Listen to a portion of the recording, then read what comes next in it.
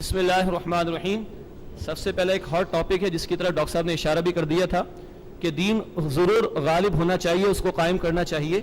اس حوالے سے جامعہ حفصہ کی جو طالبات کا طرز عمل ہے، ڈاکٹر صاحب آپ اس کے متعلق کیا فرماتے ہیں؟ یہ جو کام ہوا ہے اس سے ایک بات کی نشاندہی ہو رہی ہے، وہ یہ ہے کہ جو لوگ جو شیعہ میں ہیں اور دین کو قائم کرنا چاہتے ہیں وہ اب انتخابی عمل سے بھی نا امید ہو چکے ہیں اور محض دعوت و تبلیغ سے بھی نا امید ہو چکے ہیں۔ ان کے سامنے راستہ تو صحیح آ گیا ہے کہ پبلک ایک جو ہوگی تحریک اور مزاحمتی تحریک، احتجاجی تحریک، مطالباتی تحریک، اس کے بغیر یہ کام نہیں ہوگا۔ لیکن غلطی جو کر رہے ہیں وہ یہ ہے کہ یہ لال مسجد کوئی ملک نہیں ہے، یہ تو ایک جگہ چھوٹی سی ہے، یہاں پہ یہ کام کرنا جو ہے یہ تو بہت بڑی غلطی ہے۔ یہ ایک ملک ہے جس میں ہم رہ رہے ہیں، اس ملک کا ایک نظام ہے اور اس نظام کے تحت میں فوج ہے، اس فوج جو ہے اس نظام کو نافذ کرنے والی بھی ہے، پولیس ہے، پیراملٹری فورسز ہے، ایئر فورس ہے، سب کچھ ہے۔ تو یہاں نظام کو بدلنے کے لیے پہلے ایک ملک گیر جماعت بننی چاہیے، ایسی جماعت جس میں کہ پورے ملک کے مختلف علاقوں سے لوگ شامل ہوں، اور وہ جماعت جیسا کہ میں نے عرض کیا جن کے دلوں میں یقین والا ایمان ہو اور شریعت پر عمل کا ان کا اپنا معاملہ جو ہے درست موجود ہو، وہ پھر جمع ہو کر اگر وہ لاکھوں کی تعداد میں ہو جائیں گے تو وہ حکومت کے خلاف تحریک چلائیں گے۔ یہ نہیں کہ خود جا کے بازاروں کے اندر جو ہے وہ توڑ پھوڑ شروع کر دیں اور فلاں دکان توڑ دیں، فلاں یہ توڑ دیں۔ ہاں پکیٹنگ ہو سکتی ہے کہ بینکوں کو اب ہم نہیں چلنے دیں گے، پکیٹنگ کی جائے، وہاں پر جو ہے کھڑے بیٹھ جائیں، دھرنا مارا جائے۔ یہ جو باتیں کہتے ہیں جو سیاسی عمل کے لیے کہتے ہیں، مشرف کو ہٹانے کے لیے ہم دھرنا ماریں گے، ملین مارچ کریں گے، اس دین کے لیے بھی کام یہی کرنا پڑے گا، عوامی تحریک جو کہ حکومت کے خلاف ہو تاکہ حکومت بدلے۔ جب حکومت بدلے گی تو اس ملک کی ساری عدالتیں اسلامی عدالتیں ہوں گی، پھر وہ ایک لال مسجد کی عدالت جو ہے وہی تو اسلامی نہیں ہوگی، پھر تو اس ملک کے اندر ساری عدالتیں اسلامی ہو جائیں گی۔ لیکن اس سے پہلے اگر یہ کام کیا گیا تو ظاہر بات ہے کہ اس کا تو کوئی نتیجہ نہیں نکلے گا۔ آج جو بیان آیا ہے جو ضیاء الحق صاحب کے صاحبزادے ہیں اور وزیر ہے، آج کل انہوں نے کہا کہ ہمیں ایکشن لینا پڑے گا اور یہ کوئی لچک دکھا نہیں رہے اور یہ بڑا خوفناک مسئلہ ہو جائے گا۔ بی بی سی نے کہا کہ یہ جو ہے گولڈن ٹیمپل آف امرتسر والا معاملہ نہ ہو جائے، یا آپ کے شاید یاد جو بہت سے حضرات کو امریکہ میں بھی ایک ایسا ہی ہوا تھا، ایک چھوٹی سی جگہ پر ایک ایسا مدرسہ یا تربیت گاہ تھی ڈیوڈ کوریش کی، اور وہاں پر جو ہے پھر وہ ایکشن ہوا اور بہت سے لوگ جو اس بچے وغیرہ بھی مارے گئے۔ تو یہ کام نہیں ہے اصل میں۔ اس سے پہلے بھی یہی غلطی ہمارے ہاں صوفی محمد صاحب نے مالاکنڈ کے حوالے سے کی تھی کہ مالاکنڈ میں انہوں نے ایک تحریک شروع کر دی، 80,000 1 لاکھ آدمی نکال کر میدان میں لے آئے اور وہ اٹک کے پل کے اوپر آ کر دھرنا مار کر بیٹھ گئے۔ تو میں اس زمانے میں ان کے پاس گیا اور میں نے کہا کہ دیکھیے یہ ایک ملک نہیں ہے مالاکنڈ، ملک پاکستان ہے، آپ کو کام کرنا ہے تو ملک گیر سطح پر یہ تحریک چلائیے، اور میں آپ کے لیے جلسے کا اہتمام کرتا ہوں، آپ لاہور آئیے جلسہ کیجیے۔ تو انہوں نے کہا کہ نہیں میں بالاکنڈ سے باہر نہیں نکلوں گا۔ لیکن پھر ہوا کیا، بالاکنڈ کے اوپر جو ہے فوجی ایکشن ہوا، اور وہ بعد میں جب مفتی جو صوفی محمد صاحب کی اور حکومت کے ساتھ مصالحت ہو گئی تو جو لوگ ان کے کہنے پر نکل آئے تھے پہاڑوں پر بیٹھ گئے تھے، انہوں نے یہ کہہ دیا کہ یہ مولوی تو بک گیا ہے یا حکومت کے ہاتھوں بک گیا۔ تو اس لیے کہ جماعت نہیں بنی تھی، وہ ایک صرف جذباتی اپیل پر ہجوم کو نکال کر لے آئے تھے۔ جو میں نے آج نقشہ آپ کے سامنے رکھا ہے وہ یہ ہے، ایمان یقین والا پہلے ہو اور ایسے لوگوں کی جماعت ہو اور اس کا ایک قائد ہو، اس کے حکم پر حرکت کرے اور وہ روکے تو رک جائے۔ یہ حوالہ جو ہے اس کے بغیر ایک عوامی تحریک جو ہے اس کے اندر کوئی خیر نہیں بلکہ شر زیادہ ہو جائے گا۔ دوسرا سوال یہ ہے کہ ڈاکٹر صاحب آپ نے ذکر کیا گزشتہ ایک صدی قبل یا گزشتہ صدی کے چند مجددین کے حوالے سے یا ان لوگوں کے حوالے سے کہ جنہوں نے دین کو غالب کرنے کے حوالے سے ذکر کیا، کیا ماضی قریب میں کوئی ایسی کوششیں ہوئیں؟ کسی کا آپ نے ذکر نہیں کیا۔ اور پھر سوال یہ ہے کہ طالبان کی حکومت کو اس حوالے سے آپ کس انداز سے دیکھتے ہیں؟ یہ جو میں نے ان کا ذکر کیا یہ ماضی قریب ہی ہے نا، ابھی 20ویں صدی ختم ہوئی کتنے دن ہوئے ہیں، جمعہ 8 دن 7 برس ابھی ہوئے ہیں، اور یہ 20ویں صدی کے نصف آخر میں یہ تحریکیں شروع ہوئی ہیں، جس میں کہ مظلومی پارٹی تھی، جماعت اسلامی، اور پھر اخوان المسلمون، ایران میں فدائیین تھے، اور عباد الرحمن تھے لبنان کے اندر وغیرہ وغیرہ، اور ان سب کے پیش نظر یہی تھا کہ یہاں پہ دین کو نظام کی حیثیت سے قائم کریں۔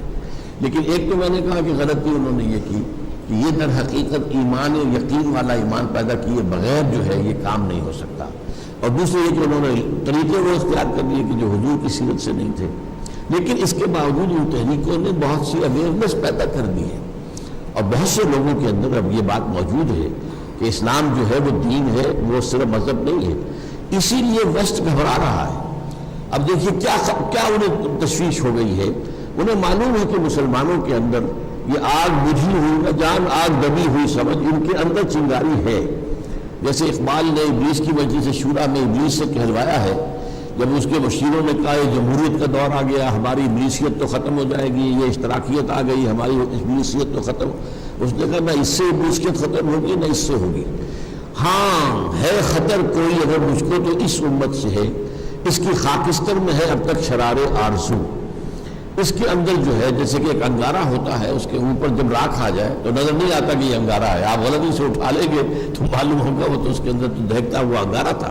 تو اسی طریقے سے اس امت میں سوئی ہوئی اوپر جو ہے وہ خابیدگی نظر آ رہی ہے، لیکن اندر جذبہ ہے، اس اعتبار سے وہ ڈر رہے ہیں۔ چنانچہ جب USSR کا خاتمہ ہوا ہے تو اس کے بعد پھر اثر نو جب انہوں نے جو ٹریٹی ہے جس کو کہ انہوں نے دوبارہ جو ہے وہ اٹلانٹک جو ہے نیٹو کو اثر نو آرگنائز اور ایکسٹینڈ کرنے کا جب پروگرام بنایا تو لوگوں نے پوچھا کس لیے؟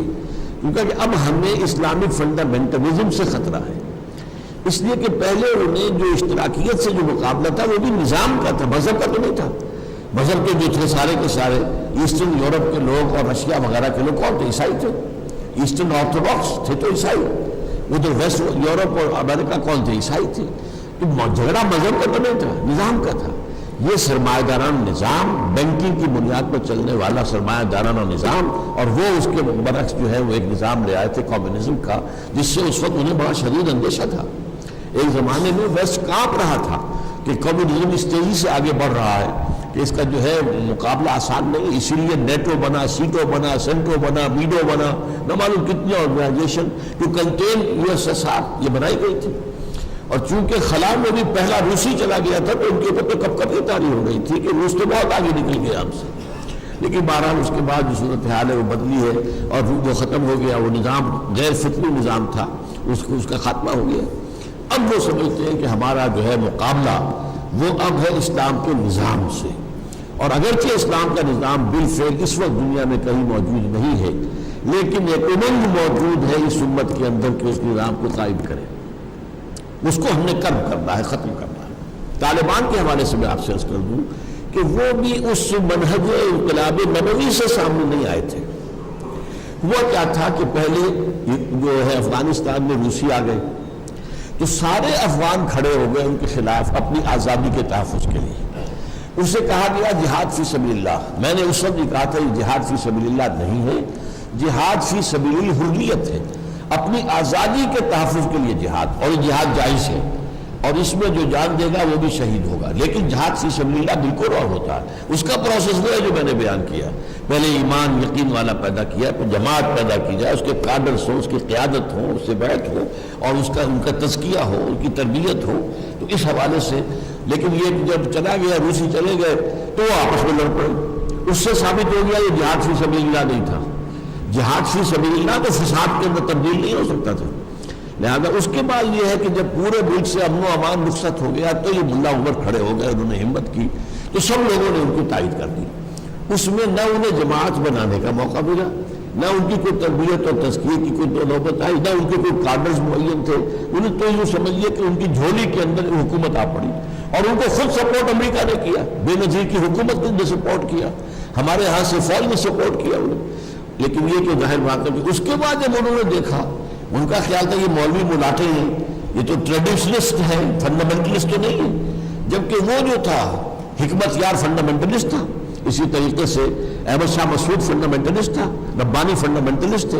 یہ لوگ تو وہ تھے جو جدید تعلیم یافتہ تھے اور اسلام کا ایک نظام سمجھتے تھے۔ یہ مولوی ملاٹے انہوں نے سمجھا ان کا تصور وہ ہے نہیں، تو جیسے یہ سعودی عرب ہماری جیب میں پڑا ہوا یہ بھی پڑے رہیں گے، لیکن وہاں معاملہ کچھ اور ہو گیا، انہوں نے اسلامی سزائیں نافذ کر دی اور پورے ملک میں امن ہو گیا۔ اب انہیں خوف ہوا کہ یہ نظام اگر کہیں چل گیا تو ہمارا نظام تو رہ جائے گا اور پوری دنیا اس کو قبول کر لے گی، تب انہوں نے پھر اس کو ختم کیا۔ تو یہ صورتحال ہے، چونکہ وہ ابھی منہج انقلاب نبوی سے ہو کر نہیں آئے تھے، لہذا پھر وہ اس کو رجسٹ نہیں کر پائے۔ کورسز میں شرکت کے علاوہ اپنی ذمہ داریوں کی ادائیگی کے لیے ہمیں کیا کرنا چاہیے؟ کورسز میں شرکت کریں، لوگوں کو دعوت دیں۔ میں نے آپ کو بتایا تھا نا کہ میں نے 1950 میں مولانا مودودی کی تقریر جو ہے کتابی شکل میں چھپی ہوئی تھی، شہادت حق، اب بھی موجود ہے، آپ بھی لیں پڑھیں اسے۔ میں نے اس میں جو سبق سیکھے کہ ہر مسلمان کے فرائض کے کیا لیول ہے، پہلے خود مسلمان بنے، عملی، نام کا نہیں، بالفعل اللہ اس کے دین کا نافذ کرنے والا، اس کو اپنی ذات پر اپنے گھر میں، پھر اسی کی دعوت دے لوگوں کو، اور پھر اس کو قائم کرنے کی جد و جہد کرے، اور اس کے لیے جماعت لازم ہے۔ یہ پروسیس جو ہے اس کو آپ نے اختیار کرنا ہے۔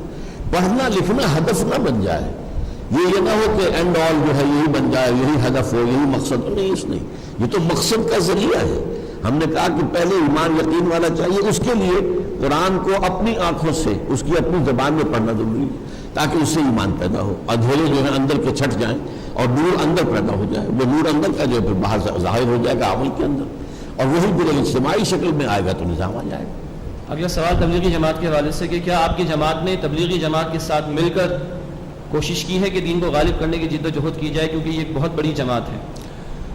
دیکھیے، ہماری جماعت نے تو کوشش نہیں کی ہے، میں نے کوشش کی ہے۔ میں سن 57 میں 1957 کے اپریل میں جماعت اسلامی سے علیحدہ ہوا، پھر میں نے 2 برس تک تبلیغی جماعت کے ساتھ کچھ وقت گزارا۔ چلہ تو میں نے نہیں لگایا، سے روزے بہت سے لگائے، اور مسلسل شب جمعہ جو ہے ان کے ساتھ بسر کی، راتوں کو جو وہ مسجد کے اندر ٹھہرتے ہیں تو میں ان کے ساتھ ٹھہرتا تھا۔ تو میں نے پھر ان کے اکابر سے بات کی، اور میری کوشش یہ تھی کہ ان کے سامنے وہ اگلی بات بھی آ جائے کہ ہمیں دین کو قائم بھی کرنا ہے، صرف مذہب کی تبلیغ نہیں بلکہ دین کو اقامت دین۔ لیکن میں بے انتہا مایوس ہوا کہ وہ حضرات اس میں کسی درجے میں بھی آگے آنے کو تیار نہیں ہیں۔ اس سے مایوس ہو کر پھر میں نے اپنا راستہ علیحدہ نکالا، ورنہ میں سوچ رہا تھا، اور میں ان کی بہت سی باتوں سے بہت متاثر ہوا تھا۔ ان کی سادگی ہے، ان کے اندر تقویٰ ہے، تدین ہے، ان کے عبادات سے شغف ہے، بہت متاثر ہوا تھا میں۔ اس زمانے میں ایک بڑا اجتماع ہوا تھا سن 58 کے اواخر میں، جو ان کا بڑا اجتماع اس وقت ہوتا تھا، وہ کوئٹے میں ہوا تھا 15,000 آدمی، اب تو 15 لاکھ آدمی ہو جاتا ہے۔ اس وقت وہ بڑا اجتماع تھا 15,000، وہ میں نے اٹینڈ کیا جا کر بنڈگمری سے، اس بنڈگمری کہلاتا تھا جو اب شاہی وال ہے، تو میں وہاں کے مناظر سے بھی متاثر ہوا، وہاں پہ ان کے اکابر سے گفتگو ہوئی۔ لیکن جب میں نے محسوس کیا کہ یہ اس رخ پر آنے کو تیار نہیں ہے تو پھر میں نے اس کو پھر کوشش نہیں کی۔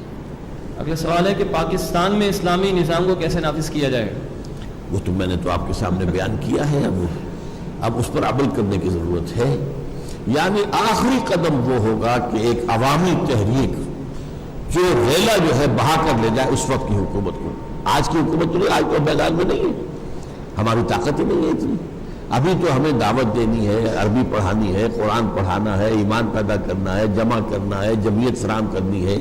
اگر اللہ کو منظور ہوا، اگر زیادہ لوگ ہمارے ساتھ آتے ہی نہیں تو اگلا قدم ہم اٹھا ہی نہیں سکتے۔ حضرت نوح علیہ السلام نے 950 برس تک دعوت دی، لوگ نہیں آئے تو اگلا قدم کیسے اٹھاتے؟ تو کیا وہ جہاد اکیلے شروع کر دیتے، قتال شروع کر دیتے؟ کیا کرتے؟ عوامی تحریک کیسے شروع کر دیتے؟ عوامی ساتھ نہیں تو تحریک کیسے شروع ہو جائے؟ یہ بات جیسا کہ میں نے آپ کو بتایا، یہ حضرت موسیٰ کا معاملہ قریب آ گیا تھا، لیکن وہاں پر قوم نے عین وقت پر کوڑا جواب دے دیا، تو شدید بددلی اور مایوسی اور بیزاری طاری ہوئی ہے۔ اور حضرت موسیٰ نے اللہ سے دعا کیا، فَافْرُقْ بَيْنَنَا وَبَيْنَ الْقَوْمِ الْفَاسِقِينَ، اے اللہ یہ پوری قوم جو ہے یہ کوڑا جواب دے بیٹھی ہے، اور مجھے تو اپنی اور اپنی جان کے، اپنے بھائی کی جان کے سوا کسی کا اختیار ہے نہیں، تو اب ہمارے اور ان کے درمیان تفریق کر دیں، میں ان کے ساتھ نہیں رہنا چاہتا۔ لیکن باہر اس کے بعد وہ پروسیس رک گیا، ورنہ اس وقت وہ اگر وہ جنگ کرتے، جیسے کہ غزوہ بدر میں صحابہ کرام نے جانے دینے کے لیے وہ آ گئے، حالانکہ نہتے تھے، اور ادھر سے 1000 کا لشکر جو ہے کیل کانٹے سے لیس ہو کر آیا تھا، اگر وہ ہمت اور جرأت کرتے تو ان کی تعداد بھی بہت تھی، اسی وقت ایک اسلامی ریاست قائم ہو جاتی، لیکن نہیں ہو سکی۔ 50-40 برس کی اللہ نے پھر صدا دے دی، یتیہون فی الارض 40 سنہ، اگر تم بزدلی نہ دکھاتے تو ابھی تمہیں ہم فلسطین دے دیتے اور یہاں حکومت تمہاری قائم ہو جاتی. اب تم اسی صحرا میں بھٹکتے پھرو گے 40 برس تک. صحرا آتی ہے. سوال ہے کہ ڈاکٹر صاحب متشابہ رزق کے استعمال کے ساتھ غلبہ دین کے لیے جد و جہد کرنے والی جماعت میں شامل رہ سکتے ہیں؟ متشابہ نہیں، مشتبہ کے تو یہ ہے کہ ظاہر بات ہے کہ اس کے ساتھ بھی اگر ایک بات کسی بات پر عمل نہیں کر پا رہا ہے لیکن دوسرے کو دعوت دیتا ہے تو شریعت میں اس سے روکا نہیں گیا ہے. کیونکہ جب تم دعوت دو گے تو تمہارا اپنا دل ملامت کرے گا کہ تم کس منہ سے دعوت دے رہے ہو. تمہارا اپنا معاملہ تو یہ ہے، اپنے دامن کو دیکھو. تو اس سے اپنی اصلاح کی طرف توجہ جو ہے وہ منعطف ہو جائے گی. لہذا ہو سکتا ہے اب ایک اندھا آدمی ہے، آپ کو ایک کہانی سنی ہوگی کہ وہ رات کو جا رہا تھا لالٹین ہاتھ میں لے کر. تو کسی نے کہا تم اندھے ہو، تمہیں اس لالٹین سے کیا فائدہ؟ انہوں نے کہا میں تمہارے لیے لالٹین لے کے چل رہا ہوں کہ مجھ سے آ کے ٹکرا نہ جاؤ. تو میں اس لیے یہ ہے. تو یہ ہے کہ اس معاملے میں انسان جو بھی امر بالمعروف اور نہی عن المنکر کا کام ہے وہ ہر حال میں کرے، لیکن اس جماعت کے اندر شمولیت اور اس کا جو مراحل ہے اس کے لیے ضروری ہے کہ آپ کا رزق بالکل پاک ہونا چاہیے. ڈاکٹر صاحب یہ خواتین میں سے سوال ہے کہ جدا ہو جو دین سیاست سے تو رہ جاتی ہے چنگیزی. اگر سیاست کو دین سے الگ کر دیں گے، تنظیم اسلامی کی طرف اشارہ ہے، تو ہمیں بھی طاقت کیسے میسر آئے گی کہ ہم نفاذ کر سکیں اسلام کا؟ بہت ہی عمدہ سوال ہے اور بہت عملی سوال ہے. مجھے تو اس پر ایمان ہے جدا ہو دین سیاست سے. میں سمجھتا ہوں کہ سیاست ہمارے دین میں دین سے جدا نہیں ہے بلکہ دین کے تابع ہے. اور جب تک کہ حکومت پر قبضہ نہیں ہوگا اسلام کو آپ نافذ نہیں کر سکتے. قبضہ کیسے ہو یہ ہے سوال. کیا ان الیکشن کے ذریعے سے ہو سکتا ہے؟ اب یہاں آپ کی آبادی ون مین ون ووٹ، ایک بہت بڑا عالم دین شیخ الحدیث ہے، اس کا بھی ایک ہی ووٹ ہے، اور ایک جاہل ہے کچھ اور جیسا کا بھی ہے، وہ فاسق بھی ہے فاجر بھی، اس کا بھی ایک ووٹ ہے. اور پھر یہ کہ ہمارے ہاں 70% ووٹر جو ہیں وہ جاگیرداروں اور زمینداروں کے انگوٹھے تلے بیٹھے ہوئے ہیں. تو یہاں پر الیکشن کے ذریعے سے یہ کام نہیں ہو سکتا، اور الیکشن سے کبھی انقلاب آیا ہی نہیں ہے. اور سیاست اصل میں آپ سمجھ لیجئے، سیاست صرف انتخابات کا نام نہیں ہے. سیاست کی میں تقسیم کیا کرتا ہوں، میری کتاب ہے استحکام پاکستان، اس میں نے وہ پوری تفصیل درج کی ہے. سیاست کو 2 حصوں میں تقسیم کر دیجئے، نظری سیاست، عملی سیاست. اب آپ کے جو صحافی ہوتے ہیں وہ سب سے بڑے سیاسی ہوتے ہیں. وہ سیاسی نظریات پھیلاتے ہیں، ایک خاص نقطہ نظر پیدا کرتے ہیں، لوگوں کے اندر جو ہے وہ کسی ایک کے لیے ایک زمین ہموار کرتے ہیں. آج امریکہ پر جو چھوٹی سی اقلیت جو ہے یہودیوں کی جو قابض ہے وہ صحافت اور میڈیا کے ذریعے سے قابض ہے. جدھر وہ میڈیا ان کا جو ہے عوام کو لے جاتا ہے ادھر چلے جاتے ہیں. تو وہ بھی صحافی جو ہے انہیں سیاستدان کوئی نہیں کہتا لیکن وہ سیاسی تو ہے. ایک عملی سیاست جو ہے پھر اس کے بھی 2 حصے ہیں. ایک ہے انتخابی سیاست. انتخابی سیاست میں نظام بدلنا پیش نظر نہیں ہوتا، ہاتھ بدلنا پیش نظر. تم ہٹو ہم چلائیں گے، نظام وہی، تم ہٹ جاؤ ہم چلائیں گے. تو اس میں کچھ نہ کچھ جو ہے وہ منشور میں تھوڑا بہت فرق بھی ہوتا ہے.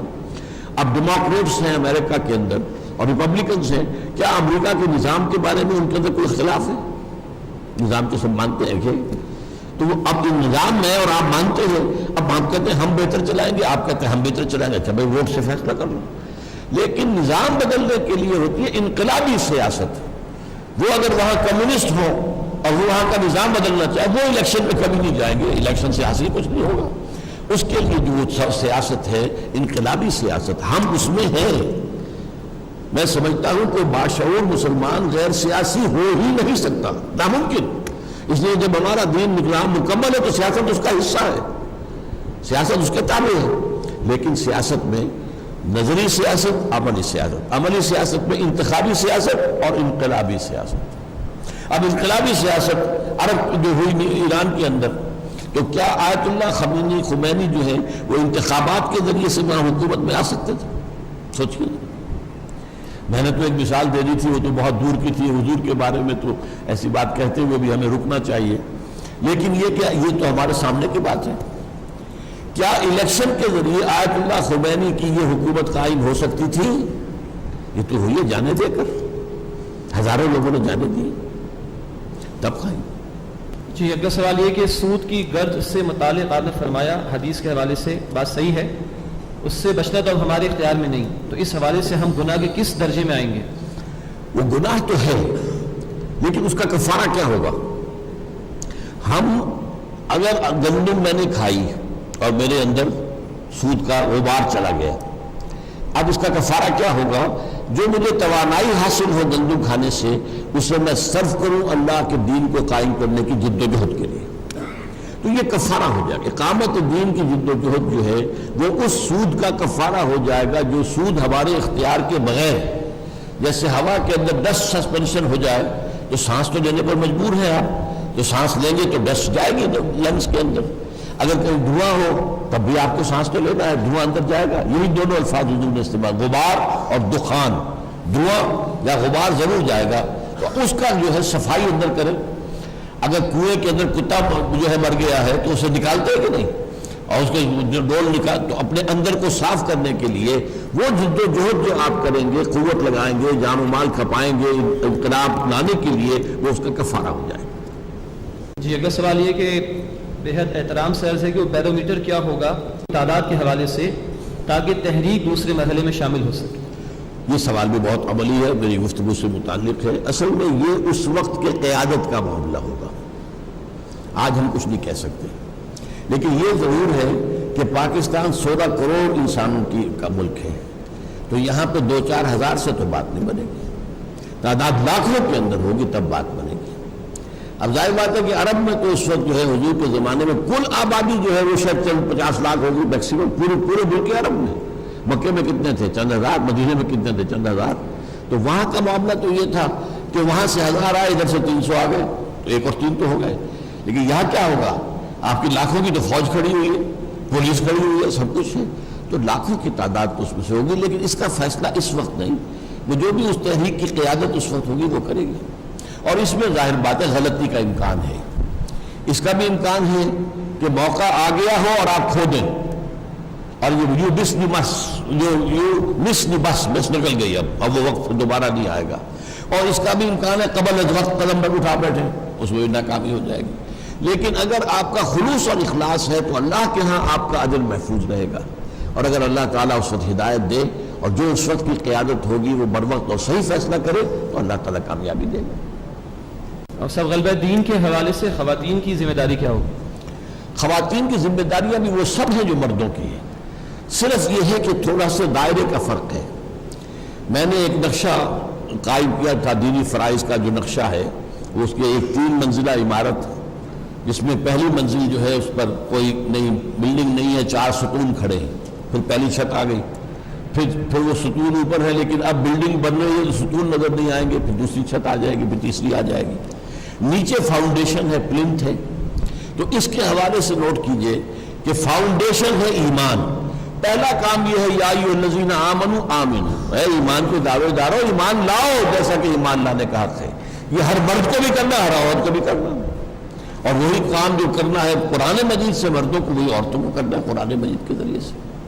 پھر یہ ہے کہ اس کے اوپر جو 4 جو کھڑی ہوئی ہیں ستون، وہ کیا ہے؟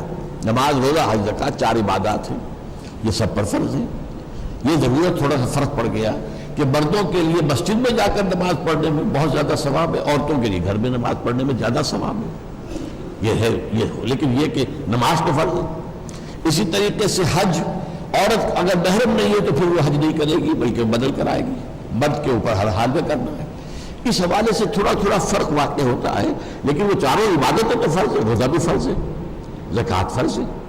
پھر یہ کہ دین کی دعوت دینا، یہ مسلم عورت پر بھی ہے اور مرد پر بھی ہے، لیکن عورت عورتوں کو دعوت دے گی یا اپنے محرم مردوں کو، اپنے بھائیوں کو، اپنے عزیزوں کو، اپنے جو بھی محرم مرد ہیں اپنے بیٹوں کو تیار کریں، جیسے صحابیات ہیں، حضرت خنسا ہیں، ان کے کئی بیٹے جو ہیں اللہ کی راہ میں شہید ہوئے اور وہ ہر شہادت پر اللہ کا شکر ادا کرتی ہوئی، تو اپنے بچوں کو اس کام کے لیے تیار کریں، اپنے شوہروں کو اس جد و جہد میں لگائیں، وہ دعوت، اور عورتوں میں دعوت و تبلیغ بھی کریں۔ آخری چیز جو ہے اقامت الدین، اس میں جو آخری مرحلہ ہے میدان میں آ کر، وہ عورتوں پر فرض نہیں ہے۔ وہ ظاہر بات ہے کہ وہ اس کے لیے انڈائریکٹلی اپنے مردوں کو اس کام کے لیے نکال کر اور ان کو سپورٹ کر کے اور ان کو اپنی جو ذمہ داریاں ہیں ان پر سے کم کر کے، تاکہ وہ لوگ جو ہے دل جمعی کے ساتھ کام کر سکیں، یہ ان کا انڈائریکٹ حصہ ہو جائے گا۔ اس لیے حضور کے پاس جب خواتین آئیں اور انہوں نے یہ کہا کہ حضور یہ مرد تو ہم سے بازو لے گئے بہت، وہ جہاد کرتے ہیں، وہ قتال کرتے ہیں، وہ اللہ کی راہ میں جانے دیتے ہیں، ان کے تو اونچے مراتب ہیں، ہم ان کے بچے گودوں میں اٹھائے پھرتی ہیں، تو ہمارے حضور نے فرمایا نہیں، تم اگر اپنے شوہر کی غیر موجودگی میں اپنی نفس کی بھی حفاظت کرتی ہو اور اپنے شوہر کے مال کی بھی حفاظت کرتی ہو اور اس کی اولاد کی تربیت، وہی ثواب تمہیں ملے گا یا تمہارے شوہر کو جنگ میں جانے سے مل رہا ہے، وہی ثواب ملے گا۔ تو یہ ہے صرف دائرہ کار کے اندر بعض جگہ پر اس میں فرق ہے، باقی فرائض دینی وہی ہے، مرد اور عورت۔ اگلا سوال ڈاکٹر صاحب یہ کہ اللہ کے رسول صلی اللہ علیہ وسلم کو تقریباً 20 سال لگے غلبہ دین کی جد و جہد مکمل کرنے میں سرزمین عرب کی حد تک، آپ کا خیال کیا ہے کہ ہمیں کتنا عرصہ لگے گا؟ کیا اس حوالے سے کوئی ٹائم فریم یا ٹائم ٹارگیٹ ہونا چاہیے ہمارے ذہن میں؟ کوئی ٹائم فریم جو ہے ٹارگیٹ ہم فکس نہیں کر سکتے، ہمیں نہیں پتا ہمیں کتنی ریسپانس ملے گی عوام سے، کیا پتا۔ اگر اللہ تعالیٰ لوگوں کے دل پھیر دے، جیسا کہ حدیث میں آتا ہے کہ بعض اوقات اللہ تعالیٰ اپنے فرشتوں سے کہتا ہے کہ میں اپنے فلاں بندے سے خوش ہوں، تم بھی اعلان کر دو، اور اللہ کے جو بھی بندے ہوتے ہیں پھر اس کی طرف رجوع کرتے ہیں۔ اگر اللہ جو ہے ہماری طرف لوگوں کا رجوع کر دیتا ہے تو ہو سکتا ہے جلدی ہی وہ وقت آ جائے، لیکن اگر ایسا نہیں تو دیر بھی لگ سکتی ہے۔ لیکن ہمیں جلد بازی میں کوئی کام نہیں کرنا ہے، اور ہم نے جیسا کہ میں نے آپ کو بتایا، میں کہا کرتا ہوں کہ بڑا براڈ اسپیکٹرم ہے، ایک حد پر کھڑے ہیں حضرت نوح، 950 برس دعوت دی اور کسی نے مانی ہی نہیں، اب کیا کرتے ہیں؟ ایک آخری دوسرے کنارے پر حضور کھڑے ہیں، 20 برس میں انقلاب برپا کر دیا۔ اب ظاہر بات ہے ہم کہیں درمیانی میں آئیں گے نہ حضرت نوح کا معاملہ ہو سکتا ہے نہ حضور کا دوبارہ ہو سکتا ہے، ہوگا ضرور لیکن اس میں وقت بہت لگے گا، اس میں وقت کا فیکٹر جو ہے وہ کمپنسیٹ کرے گا شخصیت کو۔ حضور کی شخصیت جو ہے وہ ہمارے درمیان اب موجود نہیں ہے، تو وقت جو ہے اس میں زیادہ لگے گا، کوئی حرج نہیں۔ ہمارا مقصد چونکہ ہے اصل اللہ کو راضی کرنا اور آخرت کی جو ہے وہ فلاح، تو وہ چاہے دنیا میں ہم کامیاب ہو کر انقلاب برپا کر سکیں یا نہ کر سکیں، اگر ہم اپنے فرض کی ادائیگی میں لگے رہے تو ہم اللہ کے یہاں سرخرو ہوں گے۔ فهو المطلوب، ہمارا مطلوب تو وہ ہے۔ ڈاکٹر صاحب تجزیہ ہے کہ آپ کی تقریر کا لب لباب یہ نکلتا ہے کہ جماعت اپنے ابتدائی دور میں مذہب پر عمل پیرا ہو اور جب قوت جمع ہو جائے تو دین پر۔ اس دوران اگر پانی سر پر سے گزر جائے گا تو کیا ہوگا؟ بدر میں 313 نفوس نہیں تھے کیا؟ ہاں لیکن میں نے بتایا تھا کہ بدر میں تو مقابلے میں بھی تو 1,000 تھا نا، ایسا تو نہیں تھا کہ مقابلے میں 1,00,000 ہو۔ اس حوالے سے آپ مثال لے لیجیے، لیکن اصل میں جو بات آپ نے پہلے کہی ہے کہ پہلے مذہب پر عمل پر، میں نے بات نہیں کہی ہے۔ جو مذہب کا تصور کرتے ہیں وہ معاملات کی بات نہیں کرتے، وہ یہ نہیں کہتے کاروبار کے اندر سے حرام کام چھوڑو، نمازیں پڑھو، داڑھی رکھو، یہ کرو وہ کرو، سنتیں اختیار کرو، لیکن یہ کہ سودی کاروبار چھوڑو، یہ بات جو ہے وہ تو میں نے جو آپ سے کہا وہ تو یہ ہے کہ وہ شرعی پردہ نافذ کرو اور سودی معاملہ چھوڑو۔ یہ ساری چیزیں شریعت پر عمل پورے پر، بحث وہ جو ہے مذہب والا حصہ، عبادات اور عقائد والا نہیں۔ سوال یہ کہ جب تک کہ جماعت منظم ہو جائے، غالباً ہماری تنظیم کے حوالے سے بات ہے، جب تک کہ جماعت منظم ہو جائے جماعت اسلامی کو ووٹ نہیں دے سکتے کہ جو اس میدان کے مرد ہیں؟ جماعت اسلامی کو ہم نے ووٹ دیے ہیں، لیکن ایک زمانے میں جب IJI بنی تھی اس وقت ووٹ نہیں دیے تھے، اس کا صدر تھے غلام مصطفیٰ جتوئی۔ اب ظاہر بات ہے حضرت مولانا غلام مصطفیٰ جتوئی جو ہیں وہ تو کوئی اسلامی آدمی نہیں ہے، تو اس کی صدر ہم نے، لیکن اس کے بعد جماعت نے علیحدہ اپنے ٹکٹ پر الیکشن لڑا، ہم نے کہا جو بھی ہے ہم ووٹ دیں گے، لیکن اس سے نتیجہ نہیں نکلے گا۔ یہ ہمیں امید ہے کہ جماعت کے لوگ جو ہیں ان کی اپنی زندگیاں بہتر ہوتی ہیں، اگرچہ بعد میں کچھ آج کل جو ثابت ہو رہا ہے وہ یہ کہ وہاں بھی کچھ جو ہے جنگلی مچھلیاں اور کوئی غلط کام جو ہے وہ وہاں بھی ہوئے ہیں، اور سیاست میں آ کر ان پر بھی کوئی رنگ جو ہے دوسرا چڑھ گیا ہے، لیکن میں اس ذکر میں نہیں جانا چاہتا تفصیل سے، لیکن بہرحال ہم سمجھتے ہیں کہ وہ لوگ بہرحال دین کے اوپر عمل پیرا ہیں، ہم ووٹ دیتے ہیں۔ اب سب اگلا سوال یہ کہ طالبان کی حکومت کو کامیابی نہیں مل سکی، وہ برقرار نہیں رہ سکی، کیا ان کو کسی مادی یا ٹیکنالوجیکل سپورٹ کی ضرورت تھی؟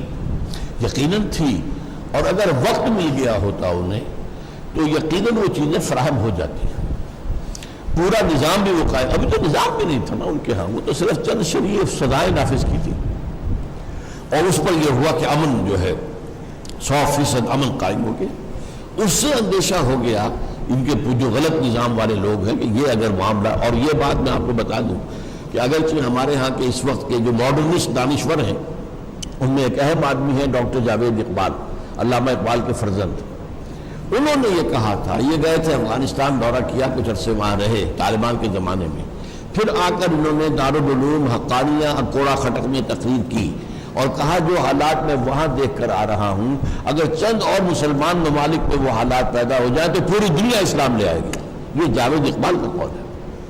تو دنیا نے دشمن ہمارا جو ہے وہ تو دیکھ رہا ہے کہ کیا ہو رہا ہے، تو نبدی اول بات اس کو ختم کرو فوراً، ورنہ اگر یہ پودا پروان چڑھ گیا تو یہ ایک پورا نظام بھی لا سکتے ہیں۔ کیا آپ نے اس دعوت کے سلسلے میں کبھی قوم کے حکمرانوں کو بھی دعوت دی ہے، اور اگر ہاں تو اس کا رد عمل کیا رہا؟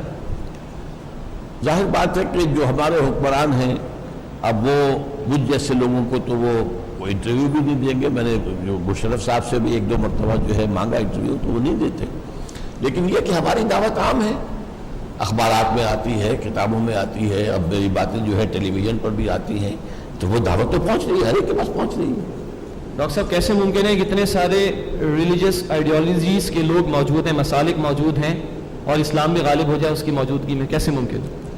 ممکن اسی وقت ہوگا جب کہ معلوم ہو جائے کہ ہمارا دین ایک ہے، مسلک علیحدہ ہے۔ مسلکوں کے علیحدہ ہونے میں کوئی بات نہیں، شافعی ہیں، مالکی ہیں، آپ ٹھیک ہے، حنفی ہیں ٹھیک ہے، لیکن یہ ہے آپ سلفی ہیں، اہل حدیث ہیں ٹھیک ہے، لیکن یہ کہ دین ایک ہے، اس دین کے اوپر جمع ہونا ہوگا۔ وَلَا تَتَفَرَّقُوا فِيهِ أَنْ أَقِيمُوا الدِّينَ وَلَا تَتَفَرَّقُوا فِيهِ، دین کے معاملے میں تفرقہ نہیں ہونا چاہیے، مذہب و مسلک میں اختلاف ہو جائے کوئی حرج نہیں، اس کے لیے تو حضور کی وہ حدیث بھی بیان ہوتی ہے، اختلاف و امتی رحمت ہے، اس لیے کہ اس میں کشادگی پیدا ہو جاتی ہے۔ ڈاکٹر صاحب مذہب کا ترجمہ ریلیجن انگلش میں، کیا دین کو سسٹم کہہ سکتے ہیں؟ جی ہاں صحیح ہے۔ اگلا سوال سورہ شورى کی آیت نمبر 13 کے حوالے سے، اقیم الدین کا ترجمہ بعض ناقدین کہتے ہیں کہ غلط ہوا ہے، اور یہ صرف خطاب تھا نبی اکرم صلی اللہ علیہ وسلم سے، ان کے لیے لازمی تھا، آپ کیا فرمائیں گے؟ سیدھا جمع کا ہے، تمہارے لیے لازم ہے، تمہارے اوپر فرض ہے۔ حضور اکیلے تو وہ کام نہیں کر سکتے تھے، صحابہ کرام نے ساتھ اپنی جانیں کھپائی ہے تو کام ہوا ہے، دین قائم ہوا ہے۔ اور حضور کی جو خبریں ہیں، ہم چونکہ حدیث کو مانتے ہیں، جو لوگ حدیث کو نہیں مانتے ان کا معاملہ علیحدہ ہے، ہم حدیث کو مانتے ہیں، حضور کی خبریں ہیں کہ دوبارہ یہ قائم ہوگا، اب کون کرے گا؟ اب کو نبی تو نہیں آئے گا، تو اب وہ مسلمانوں ہی کو کرنا ہے۔ اسلام میں جہاد کا کانسیپٹ کیا ہے، اور آج کا نوجوان جہاد کرنا چاہے تو کیا کرے؟ جہاد کے معنی ہے کوشش، جد و جہد۔ جہاد ایک علیحدہ لفظ ہے، قتال علیحدہ لفظ ہے، قتال کے معنی جنگ۔ بس قرآن مجید میں سورہ صف میں دونوں لفظ آئے ہیں، تؤمنون باللہ ورسولہ وتجاہدون فی سبیل اللہ باموالکم وانفسکم، اور ان اللہ یحب الذین یقاتلون فی سبیلہ صفا کانہم بنیان مرصوص۔ تو اصل میں جو غلطی ہوئی ہے ہمارے ہاں وہ یہ کہ جہاد کو لازماً جنگ کے معنی میں لے لیا، یہ غلطی ہے۔ جہاد جد و جہد، وہ جہاد تو مکے میں بھی ہو رہا تھا، اور اس کے لیے سورہ الفرقان میں جو آیت آئی ہے فَلَا تُطِعِ الْكَافِرِينَ وَجَاهِدْهُمْ بِهِ جہادًا کبیرا، اے نبی آپ ان کافروں کی باتوں میں نہ آئیے، آپ ان کے خلاف جہاد کیجئے بہت بڑا، اس قرآن کے ذریعے سے۔ وہ جہاد بالقرآن ہو رہا تھا، میرا کتاب چاہے اسی عنوان سے، جہاد بالقرآن۔ مکے میں جہاد ہو رہا تھا، جہاد بالقرآن، اور پھر آ کر مدینے میں جہاد بالسیف ہوا، وہ قتال ہے۔ ڈاکٹر صاحب کچھ لوگوں کا، کچھ مکاتب فکر کا خیال ہے کہ اللہ کی راہ میں جد و جہد اس وقت کرنی چاہیے جب آپ کو اس کام کے لیے چن لیا جائے، یعنی آپ کے مرشد کا حکم آ جائے۔ میرے نزدیک سب سے بڑا مرشد قرآن ہے اور نبی اکرم صلی اللہ علیہ وسلم۔ باقی مرشدین تو میں نے آپ کو بتایا کہ وہ تو جب یہ سمجھ لیا گیا کہ سیاست تو اب بنے گی طاقت کے بل پر، اوپر جو ہے نیچے نیچے ہمیں کچھ نہ کچھ کام کرنا چاہیے، تو یہ جو دعوت اصلاح وغیرہ اس کی بیعت وہ کام شروع ہوئے ہیں، لیکن اب ہم تو اس سے آگے بڑھ کر دین کی اقامت کی بات کر رہے ہیں۔ ڈاکٹر صاحب دین کا لفظ سورۃ الکافرون میں بھی آیا ہے کافروں کے لیے، اس کی اگر آپ وضاحت فرما دیں۔ ہاں ظاہر بات ہے کہ دین تو کافروں کا بھی ہے، میں نے بتایا دین تو مصر میں بھی تھا، دین الملک، اور آج کا دنیا کا دین کیا ہے؟ دین جمہور، یعنی دین اللہ کیا ہے؟ اللہ حاکم، اس کا قانون نافذ۔ دین جمہور، جمہور حاکم، popular sovereignty, sovereignty belongs to the masses, اور ان کے نمائندے قانون بنائیں گے، جو چاہیں بنا دیں۔ وہ دو مردوں کی شادی کروا دیں، اور آج ہو رہی ہے دنیا میں، دو مردوں کی شادی ہو رہی، دو عورتوں کی شادی ہو رہی، رجسٹر ہو رہی ہے، باقاعدہ حکومت تسلیم کر رہی ہے، ایک مرد شوہر ہے، دوسرا مرد جو ہے بیوی ہے، اور ایک عورت جو ہے شوہر ہے، دوسری عورت جو ہے بیوی ہے. یہ بھائی قانون جو چاہے بنا دیں. شراب کو جائز قرار دے کر سکتے ہیں، ان کی اکثریت جو طے کرے گی اسی پر ہو جائے گا. تو اس حوالے سے ایک ہے اللہ کا دین، ایک ہے بادشاہ کا دین، ایک ہے دین جمہور. آج وہ دین جمہور ہے جو دنیا میں چل رہا ہے. ڈاکٹر صاحب، آپ نے مذہب اور دین کا جو فرق بتایا، کیا سلف صالحین میں یہ فرق یا اس کی تائید موجود ہے؟ میں نے تو آپ سے عرض کیا تھا کہ سلف صالحین کا پہلا مرحلہ وہ تھا کہ جنہوں نے اس دین کو دوبارہ ریسٹور کرنے کی کوششیں کی، میدان میں آئے ناکام ہو گئے. اس کے بعد انہوں نے اس کو تو تسلیم کر لیا، اس کے نیچے نیچے علمی کام کیے اور اصلاحی کام کیے اور جو بھی اس طرح کے کام ہیں، جو تزکیہ نفس کے کام کیے. یہ تصور میں بیان کر چکا ہوں کہ اسلامی نظام قائم کرنے کی جدوجہد جو اس کے بعد نہیں ہوئی. یہ آ کے 20ویں صدی میں اس کا تصور دوبارہ زندہ ہوا ہے، جب یہ کہ یورپین جو کولونیلزم تھا اس کا بستر طے ہوا. ڈاکٹر صاحب، ہمارے پورے نظام کے کئی شعبے ہیں، معاشرت، معیشت، سیاست وغیرہ، جس کے لیے اسلام نے کچھ تعلیمات عطا فرمائی ہیں. جب ہم کسی سے بات کرتے تو کہتے ہیں کہ آپ ان تمام گوشوں کے حوالے سے ایک ایک بات کا جواب دیجیے. تو اس حوالے سے ہم کیا کریں؟ کہ سوال کریں گے تو ہم انشاءاللہ جواب دیں گے. ویسے یہ ہے کہ ہم نے، میری یہ کتاب ہے خلافت کی حقیقت اور عصر حاضر میں اس کا نظام، سیاسی نظام کیا ہوگا، معاشی نظام کیا ہوگا، معاشرتی ہے موجود، پڑھیں. جزاکم اللہ خیر. سبحانک اللہم وبحمدک نشہد ان لا الہ الا انت نستغفرک ونتوب الیک. السلام علیکم ورحمۃ اللہ وبرکاتہ.